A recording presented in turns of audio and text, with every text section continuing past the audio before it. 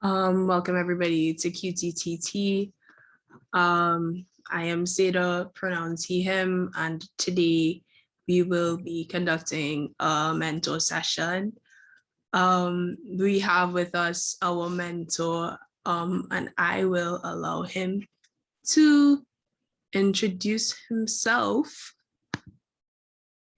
And his bio is on the slide so we can see it. But yeah, go ahead. You can tell us your name, your pronouns, and a bit about yourself. Yeah, hi, I'm Terrence Bhagwansingh. My pronouns are he, him, and thank you all so much for having me here and inviting me. I feel so honored to, be a part of this, and I look forward to getting to know all of you and being able to help where I can. And anything that I could help you with, just let me know and let me know what you all would like to talk about this evening. Absolutely. And thank you so much for joining us. I'm really grateful that you're here and I can't wait to continue the conversation. So let's begin. So I'm going to use the questions from the list that I sent you. So these are the questions that we usually use during the session. And so the first one is, what has been the most challenging part of being a queer person in Trinidad and Tobago for you?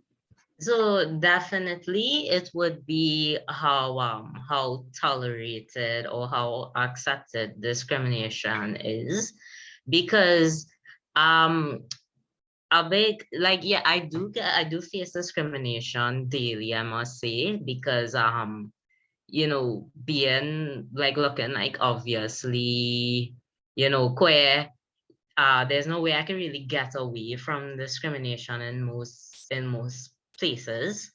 And it's just always, accepted. People don't usually stand up for me when it happens, so they kind of just let it happen. And to me, if there was more of opposition to it, it would have been a lot easier. So the fact that not just that there's discrimination, but that the discrimination is, welcome to happen, I'd say that has to be the most challenging thing I deal with. Yeah, I understand how that could be really difficult. I think I definitely relate to that a little bit. So the next question is, how did your friends and your relatives respond when you shared your identity with them? So my friends, they were generally all supportive. Some of them took a long while to start using my preferred pronouns, but they got there. My parents were really rocky. So like when I first told my mom, she told me she would beat the shit out of me that if I wanted to be homosexual. But over time, she actually fights for LGBT rights, so she changed over time. But that is something I never forget. And yes, so I do have a lot of support around me, I would say. Yeah. Nice though, because like I mean, usually people tend to not be so kind, I think, in the beginning, but I love that there was growth and there was development. And now, especially with your mom, because I feel like my mom kinda, I mean, she wasn't so bad as in the beginning, but she definitely is making progress as well. Oh, that's good to hear. She'll get there. She is getting there. So have you ever experienced discrimination, and how did you deal with it? Okay, well, I experience discrimination like almost daily, from the widespread online comments to in school. In school, I face a lot of bullying, you know, people tend to, you know, have an issue with whichever bathroom I use or washroom. Once when I was, you know, once I was just sitting eating, and a random man I don't know just came and sat down and started to talk to me about Jesus and tell me to, you know, stop being gay. And yeah, so sometimes, like, especially online, I feel like people become like obsessed with me and start harassing me. But I just try my best to want to stay safe, like physically safe. Like, you know, kind of like, you know, okay, don't announce, okay, I'm going to this place at this time. Okay, firstly, yes, kind of keep my whereabouts kind of on the down low. And secondly, I try to remember, you know, my own self-worth and, you know, work on my self-esteem, because once I have, you know, a solid sense of myself, it's a lot easier to tune out anything anybody tells me. You know, bullying doesn't really affect me so much once I'm reminded, you know, that, you know, I have my self-worth. And yeah.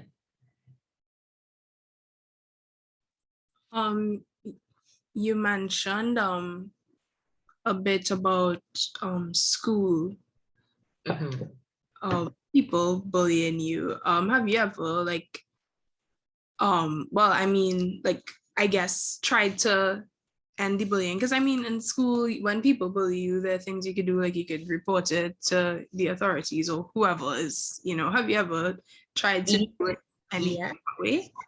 So while I was attending the University of the West Indies, and um, to be honest, the administration there does not do anything about anything. So I did report, you know, all the instances, but nothing was ever done. I tried. There was a lecturer that kind of discriminated against me once. He just came in class and he saw me and he started ranting about how LGBT people are mentally ill. Like, he didn't even start teaching the class. He just said good morning and then he just started a rant. I was sitting in the front row, and I actually tried to report him to the Equal Opportunities Commission, but they dropped the case. Um, so yeah, and then after, you know, I left, I'm trying now to try to see if I could get a university to adopt policies, like a set of policies that would protect LGBTQ plus students. But of course, it's a really slow process. But that's something that I have, like, a project that I want to, you know, work on, is trying to get places to adopt policies to protect the community, because even if the law doesn't protect us, private institutions could still adopt policies to protect us, and we could encourage them to do that. Like Scotiabank, for example. Yeah. Yeah. I I know you did like med. So I'm curious as to like what the lecturer was teaching, like what that was because He was teaching microbiology, but I mean, queerphobia is no stranger in the medical community, and medical students are no better than the average population, even though they should be. So they're still as ignorant, to be honest. So yeah. yeah, I understand. I definitely understand that. I think it's really unfortunate. I mean, I guess the EOC would have had to drop the case because there are no laws against discrimination. Well, it's really tricky. Like, okay, if it's yeah, there you are right. The Equal Opportunity Act doesn't include discrimination, right? But if it's an incident that happens where somebody incites the public to hate against a specific group, or it happens in a public place where the public has access to, or there's a threat that happens, then they could act on it. They could act on that. But if it's just discrimination alone, no, they can't. But in this case, they said they weren't sure what would really happen, and they said they dropped it because they said I didn't report it within a 3-month period, and apparently I was supposed to do that. So yeah. I think the laws, I think that laws and law in general is it really complicates things, because there are so many arbitrary rules and then loopholes, and so it's always everything becomes a problem and everything becomes difficult.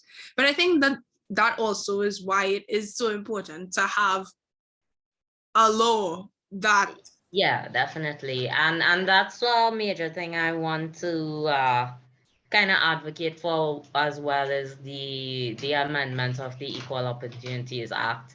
And I started a petition about it and thing, and think eventually we would need to have a protest outside the AG's office, because he isn't he keeps saying, that he's waiting on the Jason Jones case.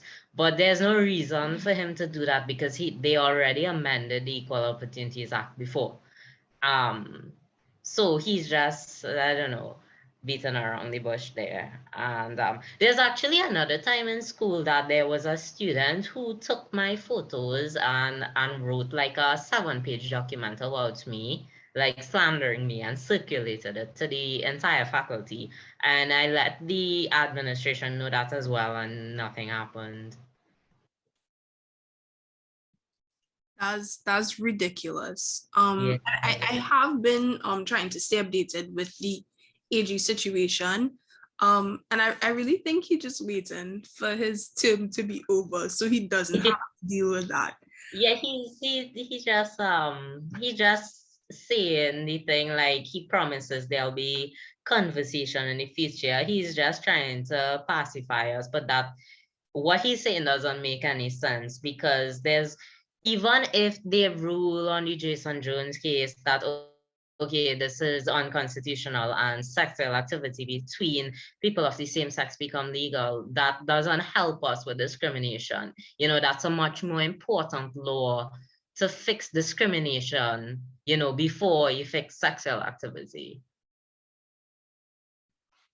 It's him doing lawyer behavior, complete lawyer behavior. Yeah. It's really frustrating. And I mean, you spoke about the man talking to you about the Lord and stuff. Which Yeah. kind of allows me to segue into the next question, which would be what I guess for you to elaborate. So I guess, has there ever been an instance where you have felt unsafe in public, and what was that like? Well, I didn't feel unsafe with him. I was more amused. I was like, sure, you could sit down, and then I told him, I was like, okay, well, Hinduism accepts the LGBTQ, and he was like, oh, and he didn't know what to say after that, and he just left. And he was like, all right, he didn't know that. But I have felt unsafe before, in that I have received threats online, or like I've seen people advocating for violence against me specifically. Like I would say, a few weeks ago, I saw a group of people saying that I should be beaten with a 2x4 in a comment section. And before, a guy messaged me and say he gonna find me in the gym and fuck me up. So like there are times where I feel like, that's why I just, like, if I'm somewhere, I wouldn't post it until like after I leave, just to be safe, unless it's like somewhere very, very far away and unreachable. But yeah, so I do feel unsafe at times, and yeah. Yeah, I feel like, so we, like, in the Caribbean, there's this social attitude that kind of normalizes violence against LGBT plus people. Definitely, definitely, I'm definitely. I'm actually writing a blog post about that right now. But I think that, and in the post, at the end, I put like mitigation strategies to deal with, because it affects people. Like violence is normal, and we're victims of violence quite often. And it's unfortunate, yes, but also nobody seems to care. And Mm, that, I think, is, I guess, not only is it disheartening, but I think that for people like as human beings, when you see people, I guess, not even when you see people, how to put it, when you see people making fun of violence against you, or yeah, against people who share the same identities as you, it definitely, yeah. it affects how you view yourself. It affects, your self-worth. And so, Yeah, that's what I was. I said it a few weeks ago when Brandy passed away. I said, all the people in the comments that were like rejoicing, every time a member of a community dies, they always think it's a big joke. And seeing that, just seeing they making fun of somebody in your shoes, it is hard to see, because you're just thinking that gonna be you, that could be you any day. And it really does feel so dehumanizing, and it is a hard thing to watch. And it is really normalized. Violence is really normalized, because I mean, it just takes nothing for somebody to say fireburn or boom bye bye. It's completely normal and accepted. But I have to say, I think even though it's so normalized and so widespread, I think it's really worth reporting to the police if somebody threatens you or says anything violent towards you, even if it's just to get a police report to say, okay, we reported this, before. And, the more we report a problem, the more they will see, okay, this is actually a problem that we need to form policies or laws for. We need to do something about it and take it seriously. So reporting things is always a good thing to do. But I know it's always difficult to do that as well. yeah, you used the perfect word to describe it: dehumanizing. And I think that when you when you are dehumanized over and over again, that can impact your self-image and your self-esteem. And we are surrounded by queerphobia. So the next question is, how have you dealt with queerphobia, both internal and external? Yeah, so I'd have to say internally, I'm probably still unpacking all of the things. My psychologist once told me that because as a child my parents did not accept me, I grew up with this kind of perfectionist attitude, because deep down, because I was always taught or told that being queer is a flaw. It made me think that I have to compensate for that, um by being good at everything else. And if I fail at something, I'll tend to come down really hard on myself, and beat up myself about it, because in my mind, um okay, this already wrong with me. I don't want anything else to be wrong with me. And then later on, I realized, okay, that might be true, but then I also realized, I think that's also a survival tactic, to be honest. Because I think that's almost necessary, because people already have, they already they already have a problem with me to begin with. Like, I feel like anything I do wrong, will mess it up more for me. So I feel like I'm not allowed to do anything wrong. Otherwise, people link it back to me and be like, that's because you're trans, you do that badly, something are wrong with you. So I realize, yeah, that's also a survival tactic, that perfectionism. And I'm trying to, is still trying to learn how to be easy on myself.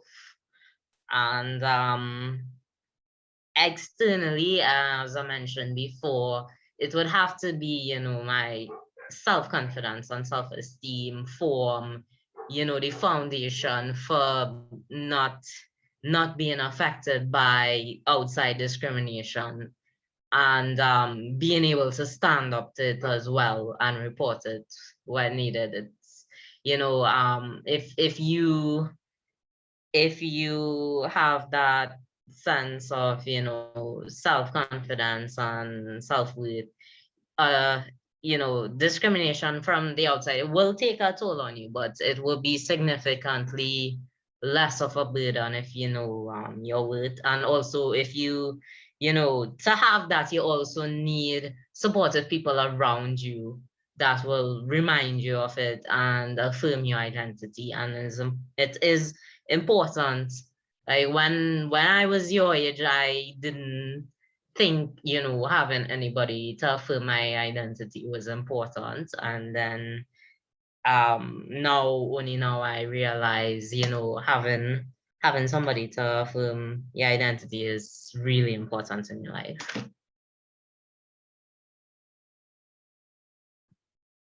I agree. I definitely agree. I think that that's important. And I think that because the vast majority of my friends are queer, I think that I definitely try to be that sort of,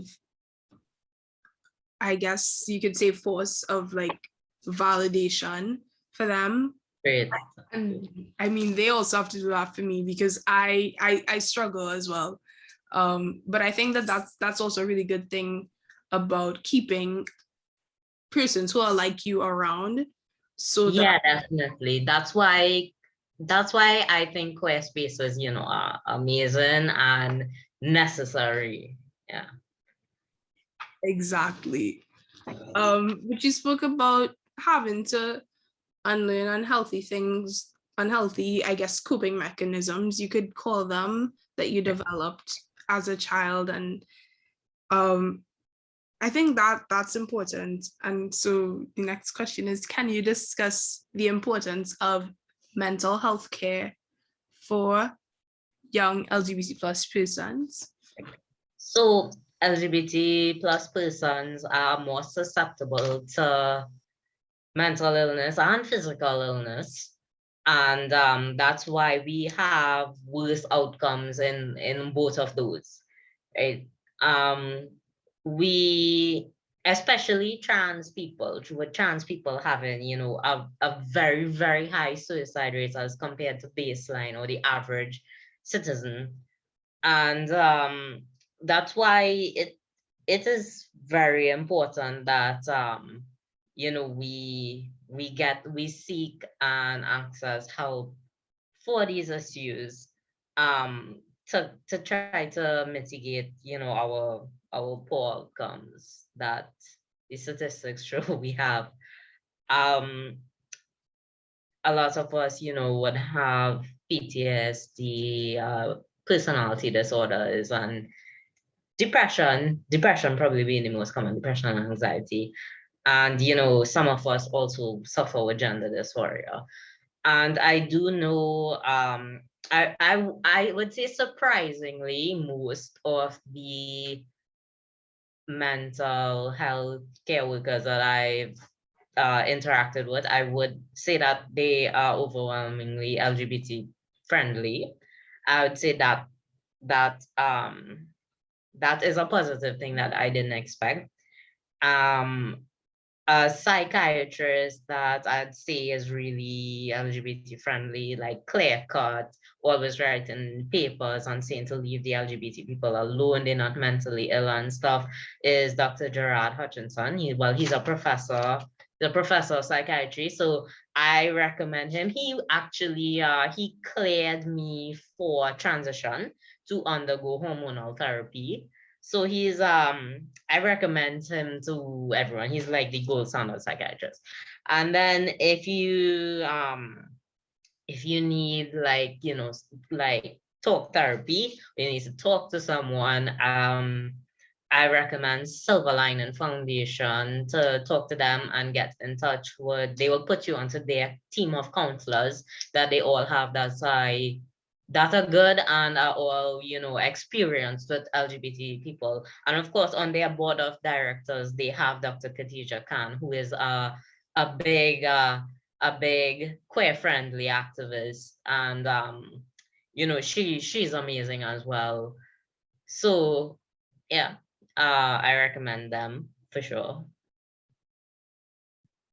Yeah, I actually have some friends who see Dr. Hutchinson.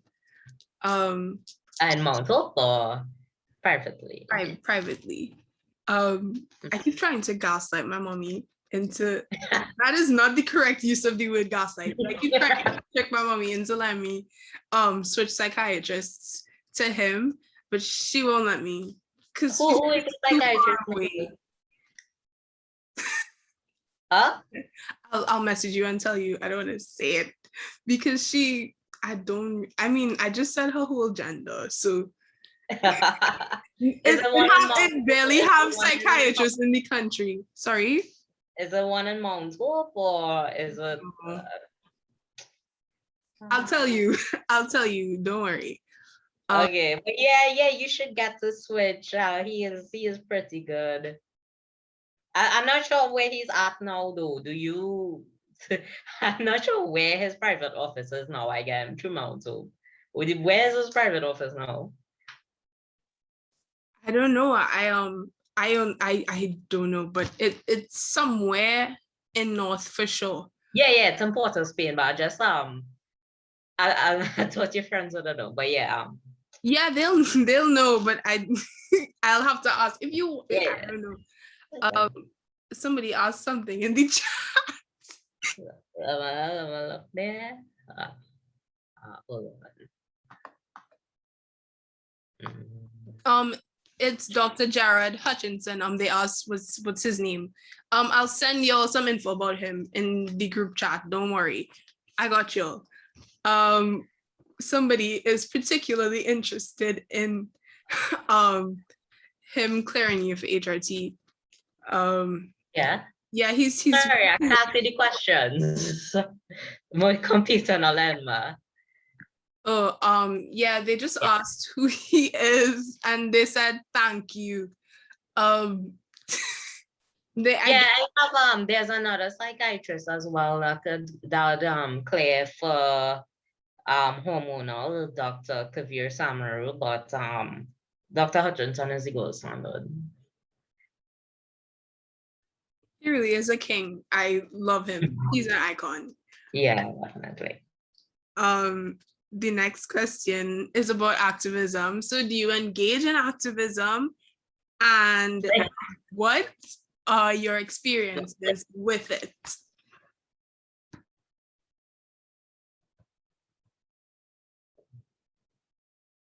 Can you hear me? I can hear you now. Okay, great. Yeah. Yeah, I was gonna say if anybody needs an endocrinologist as well after a psychiatrist, there's Dr. Nicole Tilakbari and Crossing Medical, who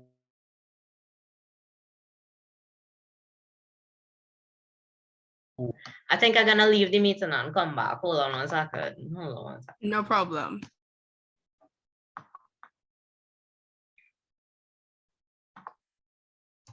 It would you know, you don't know, you would get all the irreversible changes of testosterone or estrogen, whichever, And then, you know, if you come off it, you'll just be left with the irreversible ones.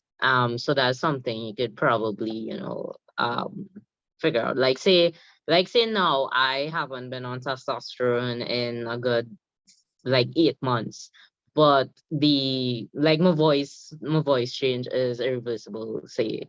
Um so that's example, yeah.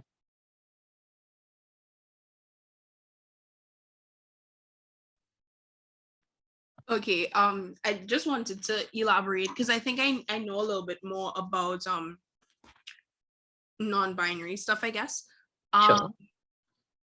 so yeah, also, well, hair, it's there, it's very specific and particular hair.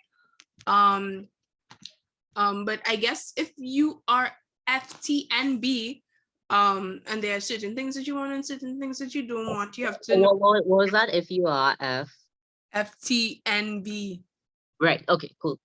Um, yeah, you have to think about what you want and you know what testosterone does. Yeah, So, yeah. and It then would be, yeah, it and would then be complicated. dose, yeah, and then the dose might be different. And hair has weird dosages, so it's a whole. It's even more complicated.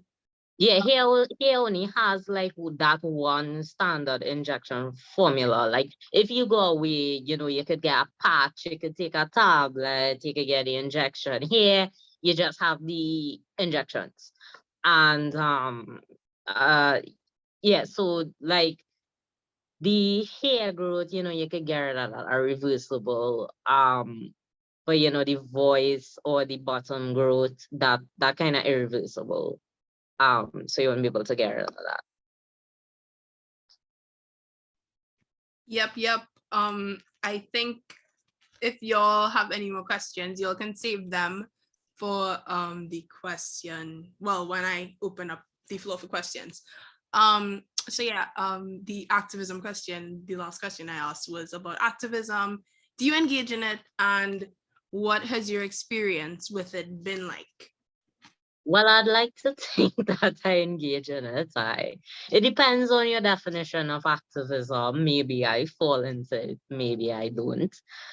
Um, and I'd like to say it is a good experience in that, you could find a lot of community in it, and you could feel, empowered, and you get to network with a lot of, like-minded people with the same goals. But as in everything, there are also bad people to avoid. So one thing I have to mention is to remember that, in queer spaces and also in activist circles, there still exists racism, misogyny, classism, fat phobia, ableism, the works. And we have to remember that. And if it is you, like right now, I would say I'm more or less like activist, like by myself, like independent of any organization right now. But if you find an organization you want to support, just find out about their work and see if you believe in it, and you could choose to support it. Yeah. So I just wanted to ask a little bit more about what. I mean, okay, I guess I'll ask if you've ever worked with any sort of organizations. Um, and I also would like to know um, a little bit more specifics about what things you have done that you consider activism. Okay, well, for the last I would say for the last 8 months or so, I was with FMS Safe Space, with the Faculty of Medical Sciences, but because I graduated, I'm no longer there. I worked with FST Safe Space because that's the Faculty of Science and Technology. They started a safe space after FMS did, so I advised them on how to start a safe space for their faculty. I worked with Right now I'm a member of Queer Corner, that does, kind of like little streams, like they have shows on different episodes on different things. Um, I've worked with, but they're not so active right now. I've worked with I haven't really worked with Kaiso or Silver Lining. But I do recommend Silver Lining because I do admire their work a lot. Especially in terms of counseling. Friends for Life, they also offer great, social workers and so on, and legal help. Um, I I worked with Priority in the past, but I decided to not work with them anymore. Who else did I work with? That's did probably more organizations, but I just can't remember. um, I I would say I like making infographics and videos that could reach a large audience, that kind of educate the public on issues we have that they aren't aware of, because a lot of our issues, people don't know anything about it, and they think we just live in here all happy with all the rights ever. And I I like to make, educational infographics that can reach a wide audience. Um, yeah. And of course, you could, there are times, I'd go stand up with a sign in the savannah, but I like making infographics more. That reminds me of this.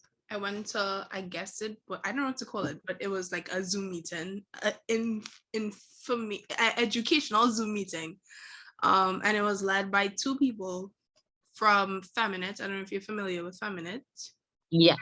Yeah, and it was about cyber activism, and they were talking about how cyber activism is good, well, pros and cons, I guess. And one of the pros was that it's good for people who prefer to not be, and well, prefer not to be physically with people, or who cannot because of, disabilities and such, or maybe social anxiety and those stuff. Yeah, um I think the COVID pandemic has really, you know, given given way to a lot more cyber activism. So I hope to go to, more protests and so on, and even maybe stage some in the future. But for now with COVID, it's more cyber activism. yeah, but if you're doing anything in person, let me know. I Of just course. to the savannah. um and you did not mention us, because I remember you participated, I reached out to you and you participated in the LGBT History Month campaign. Correct. Yes, that is true. Yeah, so that's a bunch of stuff. You have been busy, you've been doing stuff. um Next question, I just gonna pull it up. Ooh, do you think that our nation will become safer for LGBT plus persons anytime in the near future? Yes, because of you all. Because you all are really full of energy to fight, and you all don't take shit. And I could see that. And I think that you all will put up a really good fight.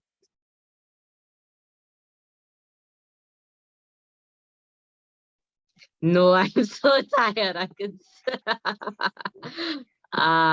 Okay, that's fine. Um, I know, I definitely get where you're coming from. I think yes, social social attitude is changing, especially with my generation, I guess.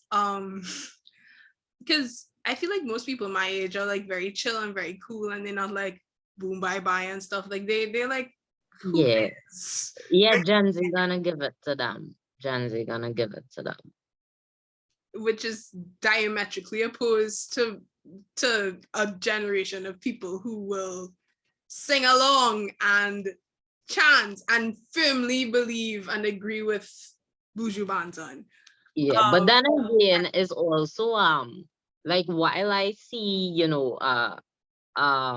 like better attitudes with this generation, I also see like if somebody really harassing me, like really harassing me, um I is usually a young person that's one of those like edge lords online, like some kind of, troll. And I find that when older people, like say real old people, if they have a problem, they just more kind of keep it to themselves, or they'll just keep quiet or like mumble something, but they won't really harass you. But it's like the young people that's be taking me and making memes and all kind of strippiness. I'd have to say younger people also do that. So it kind of, I don't know where it will balance off. Yeah, but I believe in you all to give a really good fight and to hold those people accountable, those other people. I mean, and well, we spoke about the pros and cons of cyber activism, but the age of the internet has also made it really easy for people to make statements behind screens and have no level of accountability. And Yeah, that does make it makes bullying more accessible as well. So yeah, that's why I think I think in the future I I would like to look into having, you know, a hacker on hand for these things.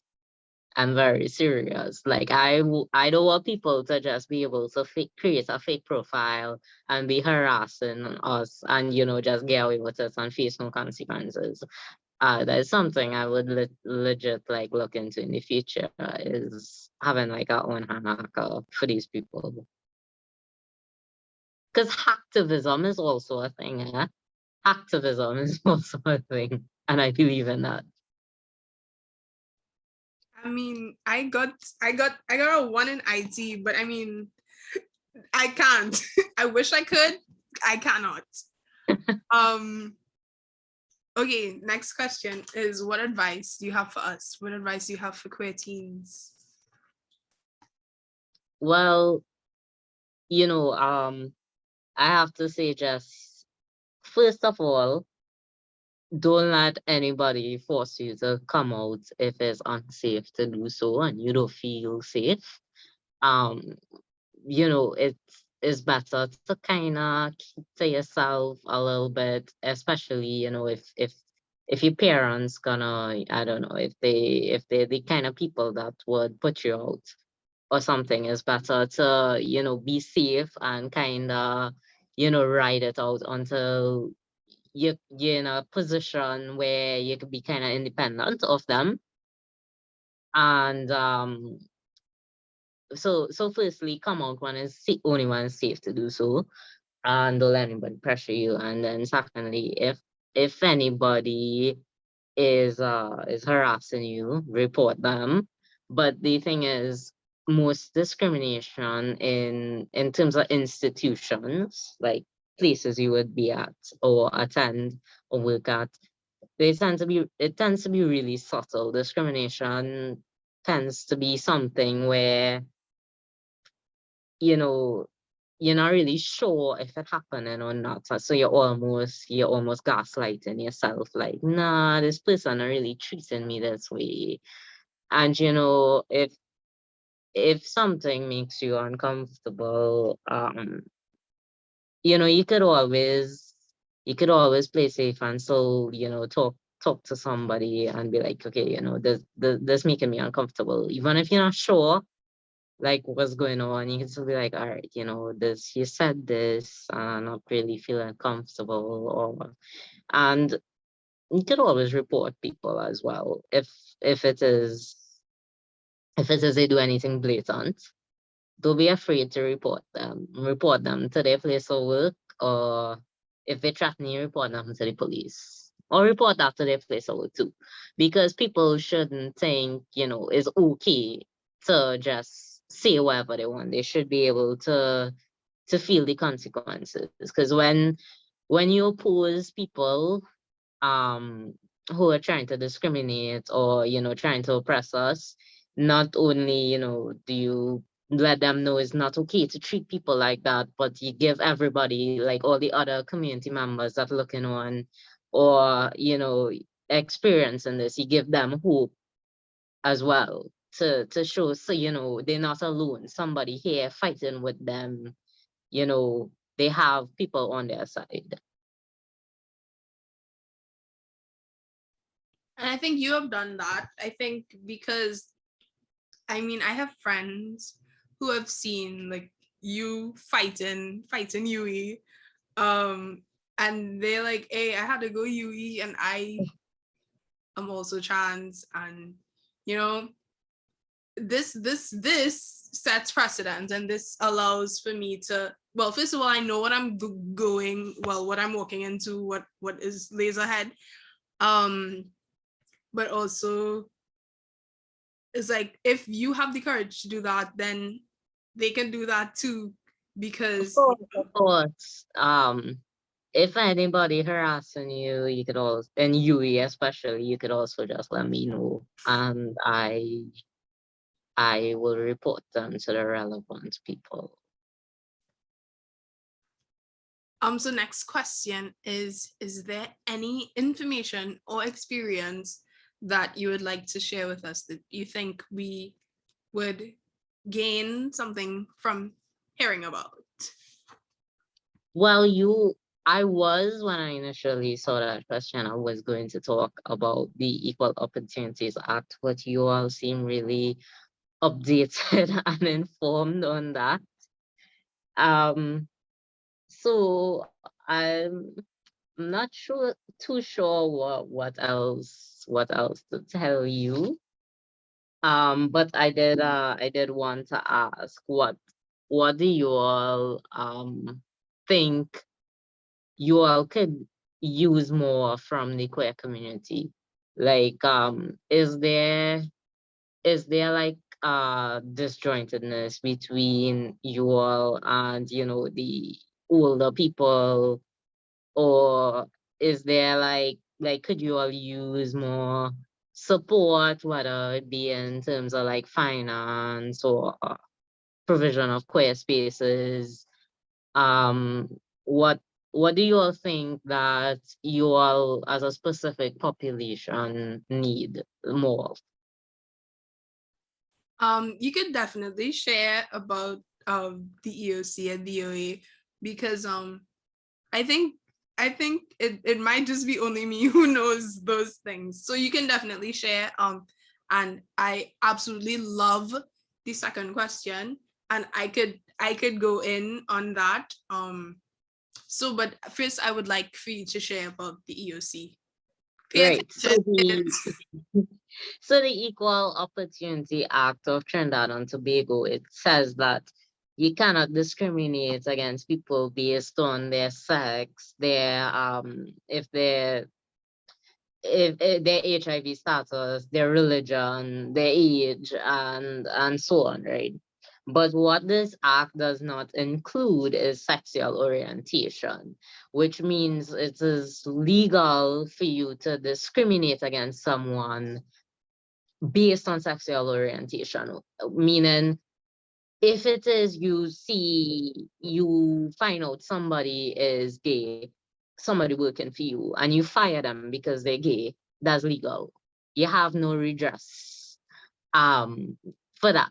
Or if it is you living by in an apartment and your landlord find out you queer and kick you out, you have nothing to, like, you have no way to come back from that. It's legal for them to do that. um so what I think the main focus of our activism here should be is getting that act amended, because while, like, homophobic people, they're not really gonna change their opinion, right? They you could argue with them, like, so let me say 98% of them probably not gonna change their why you laughing at? Love a city chat. Oh, nice, nice, nice.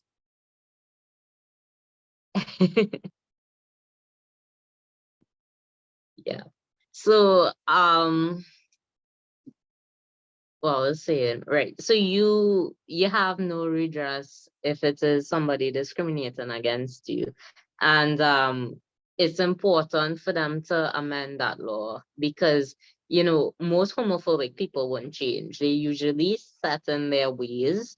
And you could argue with them day and night. You could give them all the logical arguments that they are. But at the end of the day, queerphobic people are not logical people. They're not logical people. You can't expect, that they're going to listen to reason or they're going to do things that make sense. You can't expect that, right? That that Um that reminds me of when you were on the podcast with oh yeah.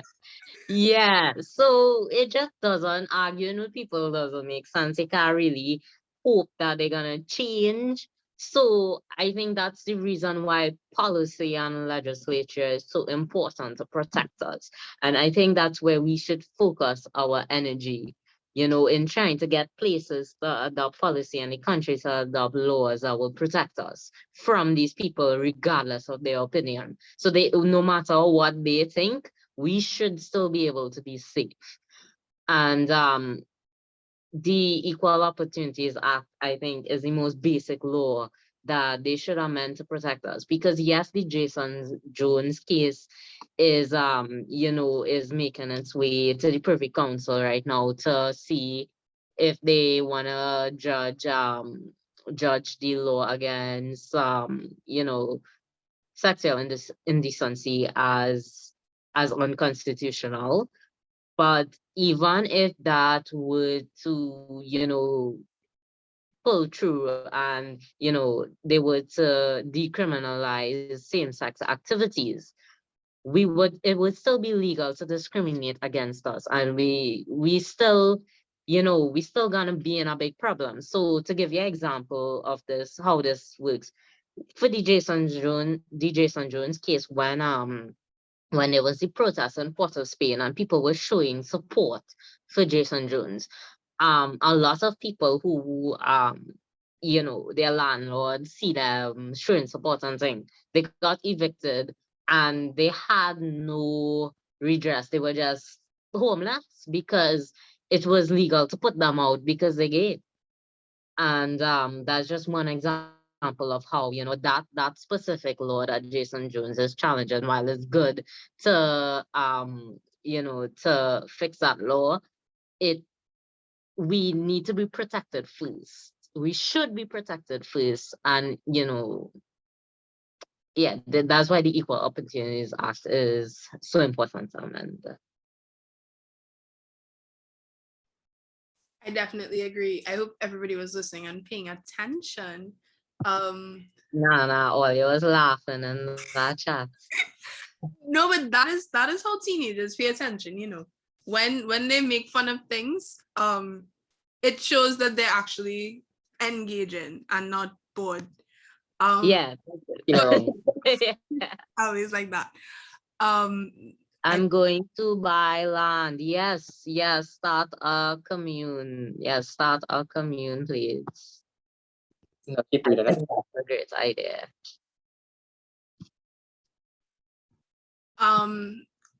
you asked a question about what we need, which I think kind of is simultaneously in response to the final question, which is what would you like to know from or about us. If there's anything else you want to ask, you can think about that and you can ask it after. But what Yeah, but do, that is a good one. I wish I could build a apartment building for only queer people, and I want to call it like Sodom and Gomorrah Heights or something. And I think that would be awesome. Yes, please do. Please do. I want to see that so much.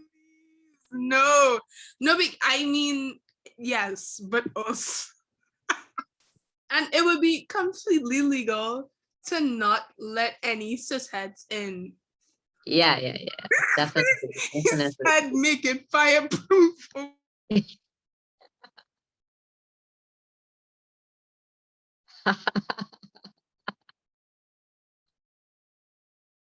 I'm sorry, I was wheezing. Okay. So to answer your question, I think that there is definitely, I mean, I spoke about this I spoke about this when I always talk about this when I talk about why QTTT got started. In queer spaces, generally, there is no, queer spaces are very adult-centered. And that is harmful for a lot of reasons. One being that it perpetuates the idea that only adults are queer. It perpetuates the idea that queer people are just what they do rather than people with identities and, you know, people. It also I'm so fed up of you all in this chat. It also I'm trying to be serious and you're making jokes. I'm talking about what we need. You're making me lose my train of thought. It what does it do? It does things. No, but I mean also, I mean, some adults cannot be trusted. Some of them cannot be trusted. That is true. That's true there. Yeah. And okay, I have to redo the question in my brain. The what I'm trying to I go there was a particular instance where these I don't know how old these were, but these minors went to the Pride Parade, and this old lady from the Pride Parade photographed them and put them up on Facebook without their permission. And everybody like was so outraged. And I think that was such a shitty thing to do, you know. So I do get it. Older people really are not it sometimes. Also, well, I mean, transphobia in the LGB is a problem everywhere. But also over 70% of queer youth identify as non-binary, and I think that most, even binary trans people sometimes but most binary people are very uncomfortable or just discriminatory, just mean, bad to MB people. Yeah. So many people who use they them pronouns get misgendered. So many people who use neo pronouns get misgendered or laughed at. And I think when you think, if you're trying to engage with queer youth and a majority identifies in a particular way and you're not open or you're not welcoming or you're not safe, then what is the point? Yeah. That's an interesting thing. I'll definitely take note of that. That's something new I just learned there. So a special consideration for that. Yeah, Leila just mentioned in the chat because Z uses neo pronouns. Yeah, just me addressing Leila. A lot of people cannot do that. Leila, I'm sorry I use you as an example, but I mean, just, you know, it's not common. I really addressed most of these things in the first meeting that we had, but also Pride here is not, well, I mean, you just mentioned it, but it's not the safest space for young people. Yeah. And there is very little attempt to engage young people. and the attempts that are made via even us, or I guess maybe Silver Lining or other groups that not necessarily of, because there is no space that exists here for specifically teens and people who are young. Well, I'm proud of you all for starting that space. Yeah, and so I think that there is a huge gap between people who are probably I don't want to say 25 plus, because there are some young people who are, you know, parts of like Pride TT, but it's nobody there is 19. Right. There is a big gap between somebody who's 19 and somebody who's Well, what's the like age range for this group? 13 to 20, I guess. All right, okay. Yeah, but I think there is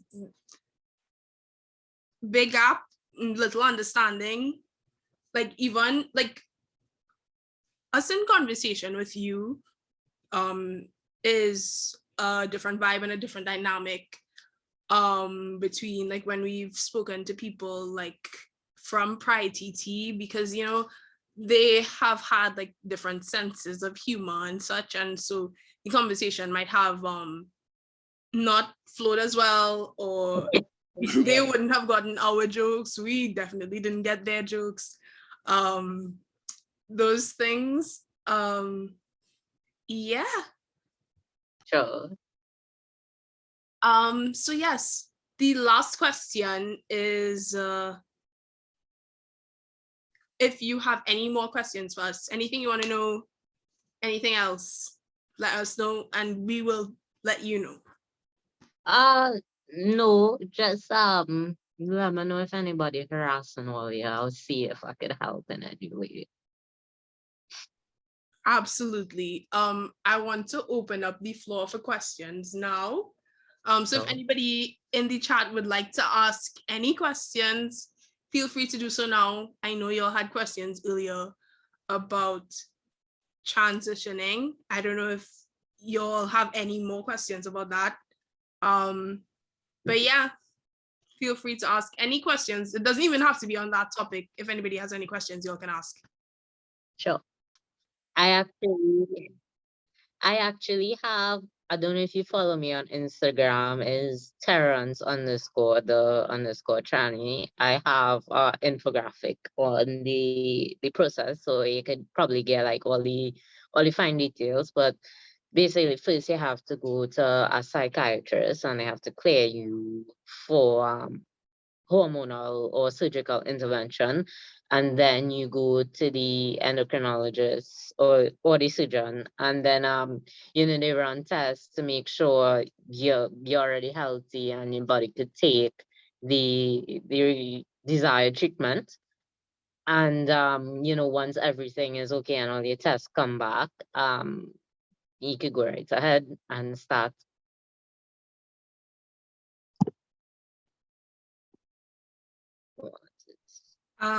Okay, so I got a question, private message to me. Okay, sure. And so it was, what was it like to transition? Was it kind of painful? Was it fulfilling? That's the question that I got. To be honest, it is the happiest I've ever been in my life. I definitely like, before this, I had much lower self-esteem, and I would say I was probably even passively suicidal before this. And it's amazing now. I love it. It's been complicated to explain to Trinidadians and members of the public, or like people I work with. But it's I'd like to think of it as, okay, at least I kind of challenge them to new ideas or accept new ideas and things. So it's been good. It's been good. I actually have a question, because you mentioned that your driver's permit has an accurate gender marker. How did Yes. that happen? That's So when I first got my license, they just like they I just like, because I have the privilege of passing most of the time, they just, put that, and I just didn't say anything, and I just renew it like that. That was it. That was it. that is so cool. That's really cool. Gaslight the government. Yeah, but I just my endocrinologist warned me that I could never ever, like go to jail like ever, because they wouldn't have a policy on where to put me, which jail to put me in. Anything could happen. So that's one thing I get warned about a lot, and that's why I'm very scared of the police.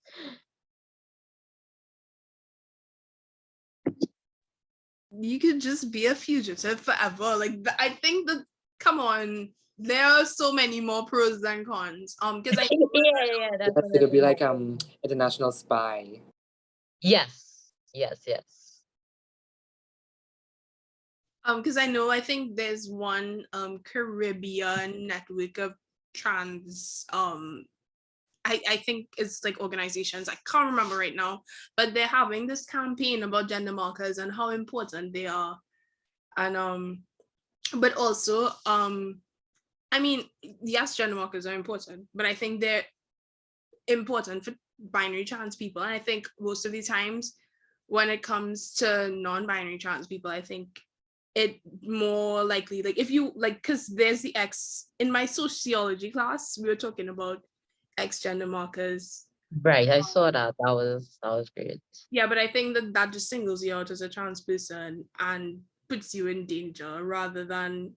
So I think that the most important thing would be the eradication of gender markers as a whole.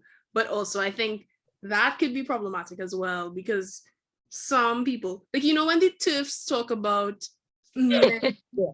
men dressing up as women to put Yeah. in danger, like it could actually be a problem if we eradicate gender markers. Yes, I've seen a lot of love for sociology. Yeah, my my sociology teacher was trying her best not to sound transphobic in class. Like, yeah, so there are some people who want to be an X, and I try not to have an opinion about it, because it's sociology and we have to give respect to everybody's opinions and ideas. And I was like, girl, please come on, just be I love your performance. Your performance was spot on. Wonderful, wonderful. right. This is my debut as sociology teacher. Yes, definitely. I mean, okay, I think you went to my school, well, the school that I went to. So I don't know if you might know, because you're way older than me, so we never went at the same time. You went I to didn't even know that. HFC, right? Yeah. Yeah, same. So I don't know if you know a teacher, Miss Sambrano, because she was young as well. So I don't know if she was there when you were there. Yeah, I know her, yeah. You know her? She's so cool, so nice.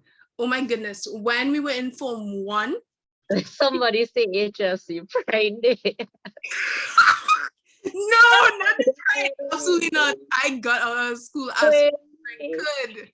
How hated there. Not me slandering the people's school. Anyway,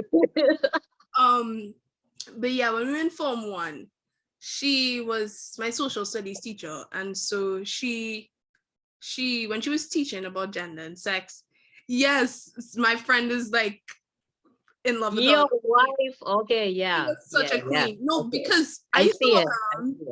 I used to walk around the compound and suit her, and she used to suit me back. Queen icon. But yeah, when we were in Form 1 and she was teaching about gender and sex and social studies, she emphasized like the difference. And then That's beautiful. I will add her just because she did that. I must say, like, oh yeah, there was the average very Catholic teacher that always had an issue, but there were some really supportive teachers that are Miss still Jones, my supportive. queen. Miss Jones, my queen. Icon. We love. Hey, hey, nah, Please. hey, Miss That Jones is is the mine. woman of my Miss dreams. My Jones is love. mine. Bye Me and love. bye. Hello. Goodbye. Miss Hello. Jones is mine. No, because Miss Jones asked me if I was coming back in Form 6, and she called me she correctly gendered me in Spanish. Look, Don't somebody you said never. all you acted like Miss Jones isn't my Gia. Okay, well, Miss Jones is my wife, so take your Excuse me, time. Miss. We can't be fighting over Miss Jones. That's my queen. My Yeah, queen. look. I love her to death. It also have like Miss Ramuta and Miss Rajbansi. They always support me and they still support me. Miss Miller also supports My me as well. queen. My Yeah, queen. and Miss Ola Peters. You want to hear a Um fun story? Listen to this fun story. So when I was in Form 3, there was this book with this person that we used to like write love letters to each other, I guess, kind of. And when if they hear, they're gonna be mad I'm exposing them. But basically we like passed it to each other in class. And in the class, I think Miss Miller was the teacher. And she came and she picked it up and she took it. I wanted to die because it was like, not the homosexuality. And she took the book and she started reading it. And she like took it into the staff room and she didn't give it back to me for like a week. And then the next week I went to the staff room and I asked for Miss Miller, but she wasn't there. But I asked Miss Ramuta.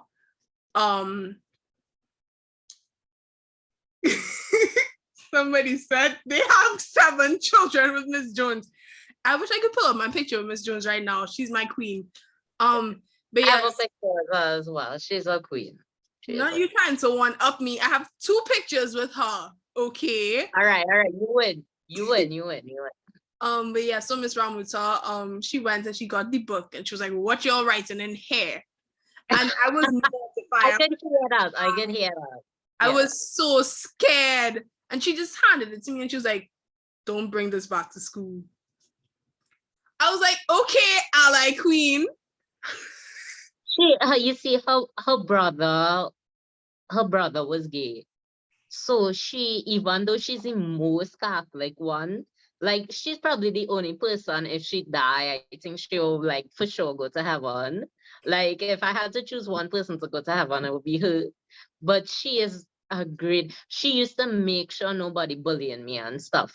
And like she used to always look out for me. And I was always shocked, but up to like 2 weeks ago, HFC published something with their past students, and I was supposed to be in it, but obviously I wasn't because they wouldn't want me in it. And she called me to tell me, listen, you're gonna see this publication with past students, and you're gonna feel bad that you're not in it, but I want you to know that I'm still proud of you anyways for being yourself. And I was so fucking touched. That was amazing. Um, so there, and the thing is, she's so Catholic. She's the most Catholic person. I just think that was so amazing.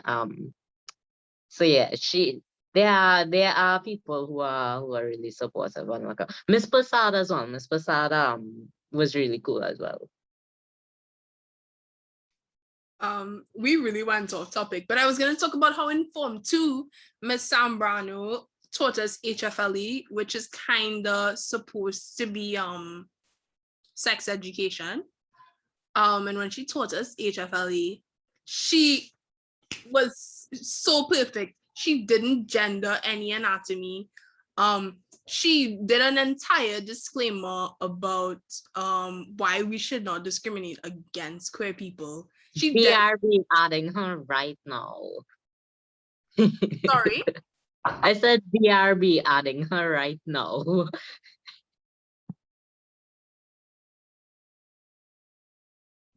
One second, my little cousin is bothering me. Sure. Sorry about that. Children are a menace. Hamlet, somebody blame an earthquake on all you know. If I could cause an earthquake, I swear, nobody in this place surviving. I get earthquake and hurricane and tsunami and thing blame on me too. Don't worry. We're real powerful. We're real powerful. No, definitely Miss Hamlet. I know If for being sure. queer gave us superpowers. Like damn. Oh gosh! One time I get called in the principal office for hitting on our next girl. I get called in the office and they was like, "So we hear you bisexual," and I was like, "No," and they was like, "Okay," and then I leave and I couldn't do anything after that. I had an identical experience, except it was not bisexual. It was just a good old lesbian. Yeah, but I know for sure you know Miss Hamlet. So basically the time when there was the earthquake in Trinidad, I don't remember when, but the bathrooms at the school broke down. And when we came back to school, she was like, yes, so many evils going on in society and the world. And then, and like just before that, there was like the scandal with this video of these girls, and they were like, I don't know what they were doing, but it Alright. spread. And Oh shit. Oh, is always have that. That's just content culture. Anyway, Talbot, what's the last question you have for me? that was the last question. Okay, cool. But yes. Yes. So much. So you see, I think, please, this is gonna sound. Anyways, when the gays get together, the tea will spill. Of course. Anyways, I think we're done because I did not see any more questions in the chat. So I just put in a last call for questions. All I'm seeing is jokes and no questions. But yeah, so thank you so much for joining us. Fergie, it sounds hilarious. Add me, please. Please. Ferg is my best friend in the whole wide world, most hilarious person I've ever met. What would it like to transition? It was amazing. It is amazing. Happiest I've ever been. 10 out of 10, man. Was the process a bit painful? It was painful to my pocket because it was expensive as fuck. But other than that, no. Brad, I find you asking a lot of transition questions. You're trying to change that he him to a little something else. We don't discriminate here. No, not really. I'm just curious. Love that. I love the curiosity though. You all could always inbox me any other questions you have. I don't want to take up too much of your time anymore. So thank you so much for joining us. We obviously really enjoyed having you with us. And today we had a very educational, informative, and enjoyable session. Great. Y'all can put your thank yous in the chat. Thank all Mentor for joining. I think that's all for my exit. So thank you for joining. I'm not seeing the right. Thank you. We must blow up the chat. That's a given. You all are the best. And keep in yes, we will continue this conversation about Convent Chronicles. Absolutely. Bye. Okay, bye. Thanks so much for having me. Take care, all of you. Bye. Thanks for joining. Bye. That is not your cue to leave, people. So we have our discussion to continue that follows every mentor session, which we should be used to right now. I don't know why my laptop is doing this thing. Give me a second. Let me just pause recording. I'm forgetting how to use technology. Yes, so really cool mentor session today, peeps. I would love to hear from y'all. So what did we think, people? Feel free to unmute and share how we felt about today's session. I could try something real quick. What would you like to try? The name. I just want to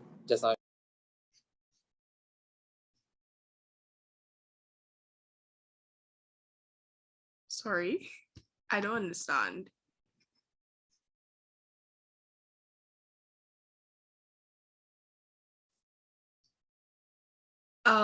So someone said best session so far. Okay. I don't know what that says about all of the other sessions. What happened? So are we slandering all my previous sessions? Anyways, Brad changed her pronouns. Okay. I want to try it. I want to try it to see, at least. How do you feel, girl? Not that different. Not that different.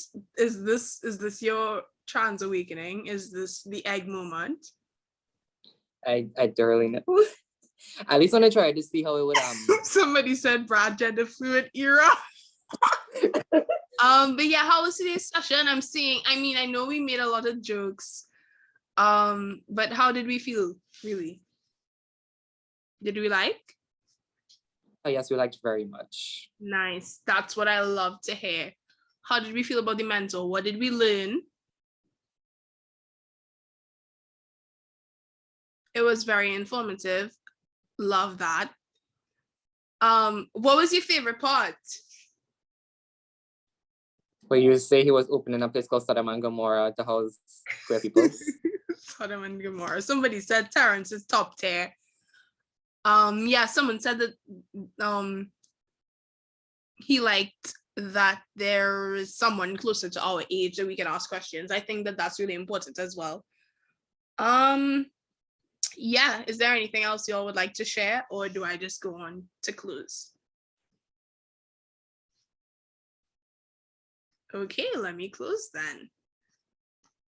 Wait, when is the next meeting? Just now. So next month is movie night. It will be in December. I cannot say for sure when. I don't know. We can discuss that. That will to be determined. TBD. So we'll find a date that is best for all of us. And finally, someone asked, can we have Terrence as Minister of Health? That is so Well, he would make a good minister. He would. No, the Minister of Health, his name is Terrence. Oh yes, right. They had Terrence singing. No, I had Terrence. But So I can't remember. funny. But yeah, finally, don't forget to follow us on Instagram and tell your friends about us. Feel free to DM if anything comes up that you would like to discuss, or if you'd like to find out anything, any updates. Email is always open as well. Yeah, if you have any questions about anything, feel free to unmute and ask now, or drop them in the chat. And well, we discussed how today's session was. So why is somebody drawing on my my screen? Please. Sometimes I just feel like I'm running an online class with you all, you know. But yeah, thanks for coming, everybody. I really appreciate you all. And I'm glad you enjoyed the session. Y'all behaving like children, and we trying to demand respect from adults in queer spaces, and this is the kind of behavior that you're carrying on with. I refuse to believe. Anyways, Child, adults don't even act like adults when they are adults. So please. That is fair. Is there anything else anybody would like to share? No? Okay, great. It was a good one, people. It was a great one.